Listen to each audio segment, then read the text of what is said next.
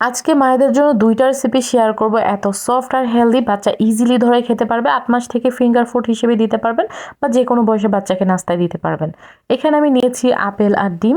আমি আপেলটাকে একদমই ভালোভাবে ধুয়ে নিয়েছি প্রথমে ক্লিন করে। তারপরে এটাকে ছিলে নিচ্ছি। আপনি চাইলে এখানে অন্য যেকোনো ফল বা সবজি দিয়ে এটা করতে পারবেন। তবে আমি বলবো আপেল দিয়ে করবেন। আপেল কিন্তু বাচ্চাদের জন্য খুবই উপকার। আমি এটাকে ছোট, ছোট করে পিস করে নিচ্ছি। অনেক মায়েরা জিজ্ঞাসা করেন যে আপু বাবুকে দিলে বাবু খায় না, ১টা ২টা খায় তারপর আর খায় না। তাহলে আপনি অল্প করেই দিবেন। বাচ্চা অল্প খেলেও এই খাবারগুলো অনেক বেশি পুষ্টি পাবে। এগুলো কিন্তু ওই বলে না যে ভাতের বিকল্প খাবার হিসেবেও দিতে পারবেন। এখানে আমি একটা আস্ত ডিম দিয়ে দিচ্ছি। আপনি শুধু বাচ্চার বয়স অনুযায়ী দিবেন। যদি ছোট হয় কুসুম দিয়ে করতে পারবেন।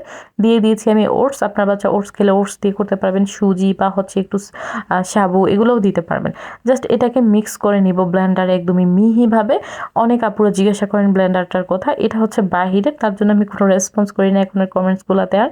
যাই হোক, এখানে আমি ব্যাটারটাকে নিয়ে একটু কালো তিল ছিটিয়ে দিয়েছি উপরে। এটা কিন্তু একদম মিহিভাবে পেস্ট করে নিয়েছি। তারপর প্যানে একটু আমি এখানে বাটার ব্রাশ করে তারপর এটাকে দিয়ে দিচ্ছি।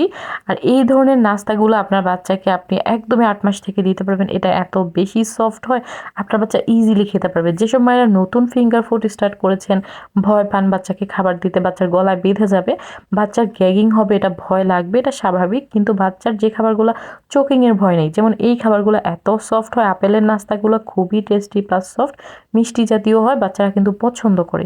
আমি এটাকে জাস্ট এপিট উপিট করে কিছুক্ষণ ঢেকে একদমই অল্প আঁচে করবেন। দেখবেন যে এটা একদমই নরম সফট, একদমই তুলতুলে। আপনার বাচ্চা ধরলে একদম মুখে চলে যাবে এইরকম টাইপের হয় এই খাবারটা। এই যে দেখেন এটা কতটা সফট, একদম ধরলে এভাবে মিলিয়ে যায়। তা আমি কিন্তু এখানে একটা রেসিপি করেছি, আপনাদেরকে 2টা রেসিপি করে দেখাচ্ছি। আপনি 2ভাবে বাচ্চাকে নাস্তা দিতে পারবেন। আমি লাবিবকে ৮ মাস থেকে এভাবে দিয়েছি। এভাবে ছিঁড়ে ছিঁড়ে ওর হাতে দিয়ে দিতাম। ও হাঁটতে হাঁটতে খেলতে খেলতে মুখে দিত টুকটাক। এভাবে ফিঙ্গার ফুড স্টার্ট করতে হবে বা ফিডিং চেয়ারে বসিয়ে দিবেন। আর এখানে আলাদাভাবে আমি অন্য পরোটা যেটা রেডি করেছি সেটাতে টক দই দিয়ে দিচ্ছি। আপনি টক দই বা ঘি দিয়েও এটা দিতে পারেন বাচ্চাকে একটু, বা অন্য ক্রিমি খাবার যেটা হেলদি দিয়ে জাস্ট এভাবে রোল করে নিবেন। রোল করে এটাকে পিস পিস করে বাচ্চাকে আপনি খেতে দিবেন। যেসব বাচ্চারা ফিঙ্গার ফুড খায় না বা এখনও রেডি স্টার্ট করেনি, মায়েরা এই নাস্তাটা সেভ করে রাখবেন, পরে বাচ্চাকে অবশ্যই দিয়ে দেবেন। দেখবেন আপনার বাচ্চা মজা পাবে, খাবে। প্লাস টক দই বাচ্চাদের জন্য ভীষণ উপকার। চেষ্টা করবেন বাচ্চাদের রুটিনে অল্প হলেও প্রত্যেকদিন টক দই রাখার।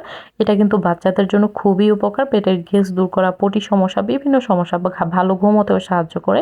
এই যে দেখেন নাস্তাগুলো দেখতেও কিউট, বাচ্চারা দেখলে অ্যাট্রাকটিভ হবে, মজা করে খেতে চাইবে।